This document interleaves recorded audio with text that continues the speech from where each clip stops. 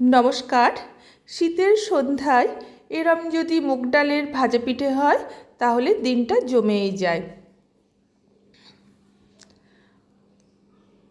কড়াইয়ের মধ্যে নারকেল কোড়া খেজুরের গুড় নিয়ে নিয়েছি।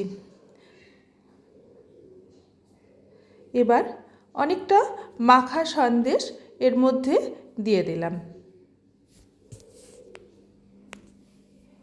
পুরটা রেডি হয়ে গেল। ডাল কাঠখোলায় ভেজে নিয়েছি।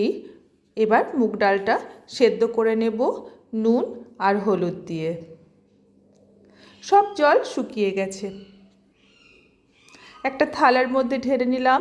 এর মধ্যে আদা কাঁচা লঙ্কা বাটা, অল্প চিনি, চালের গুঁড়ো দিয়ে ভালো করে মাখিয়ে নেব। মেখে নেওয়া হয়ে গেছে। এবার পিঠেগুলো গড়ে নিলাম। কড়াইয়ের সাদা তেলের মধ্যে ভেজে নিলাম। তাহলেই তৈরি হয়ে গেল মুগ ডালের ভাজা পিঠে। ভিডিওটি দেখার জন্য সকলকে ধন্যবাদ। অনেক অনেক শুভকামনা রইল। নমস্কার।